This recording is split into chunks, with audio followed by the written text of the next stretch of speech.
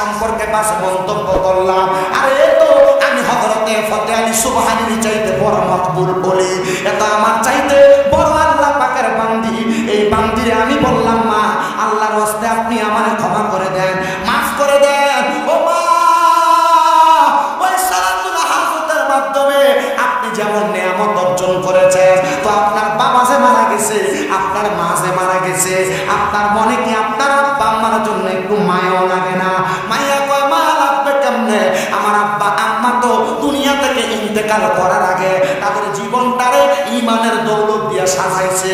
হযরতে ফতে আলী ডাক দিয়ে কয়, মা তোমার মা বাবা কবরে কেমন আছে তুমি কি দেখছো? মাইয়া কয়, হুজুর অবশ্যই আমি দেখছি। মা গো মা,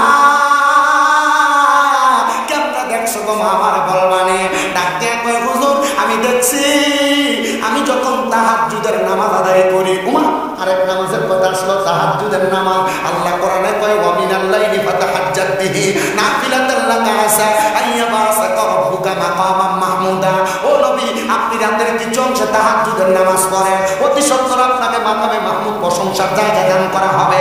এই আয়াত যখন আমার নবীর উপর নাযিল হয়েছে, আমার নবী আমার আল্লাহ তাআলার কাছে কান্না করছে।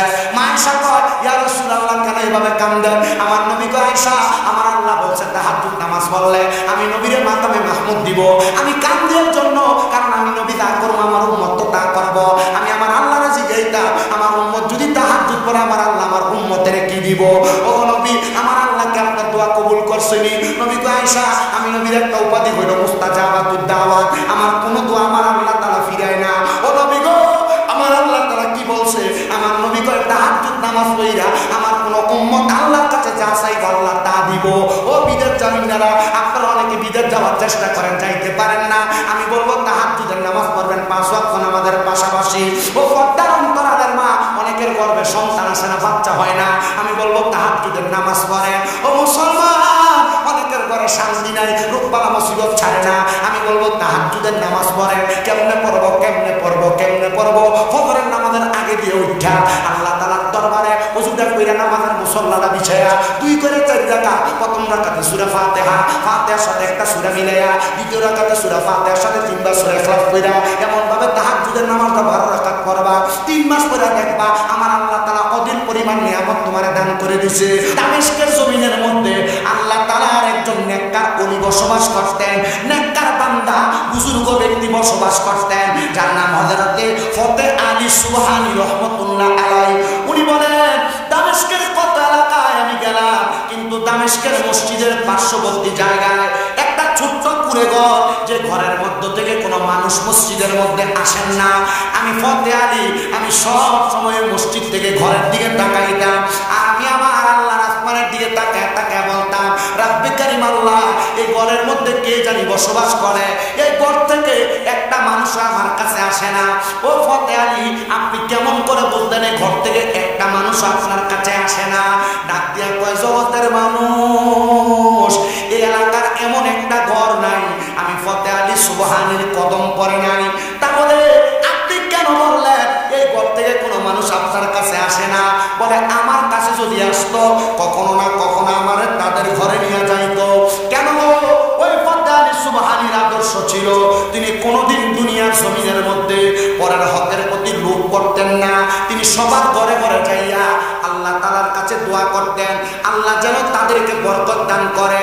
আপনাদের এলাকার মধ্যে মানুষ যখন হক্কানি রব্বানি পীর মাসে কানে দেখবেন, এদেরকে এলাকায় আসলে ঘরে ঘরে নিয়ে দোয়া পড়ায়, দোয়া করেন না? এটা বরকত দান, এটা করাইবেন, এটা চালু রাখবেন। উনি বলেন, এই দামেস্ক এলাকার বেশিরভাগ ঘরের মধ্যে আমি গিয়েছি, কিন্তু এই ঘরটা আমার মসজিদের পাশে, এই ঘরের মধ্যে আমি কোনোদিন যাই নাই। একদিন আমি এরাদা করলাম, যেহেতু তারা আমাকে বলে নাই, আমি নিজে নিজে তাদের কাছে যাব। এবার ফতে আলী সুবহানী বলেন, আমি একদিন ফজরের নামাজ পড়লাম, ফজরের নামাজ পড়া, ফজরের নামাজের পর আর একটা নফল ইবাদত আছে, মিশকাতুল মাসাবির বাবু সলাতের ভিতরে লেখা, আল্লাহর নবী কখনো ফজরের নামাজের পরে সূর্য উদয় হওয়ার সাথে সাথে একটা নামাজ পড়তেন, যেটাকে বলে ইশরাকের নামাজ।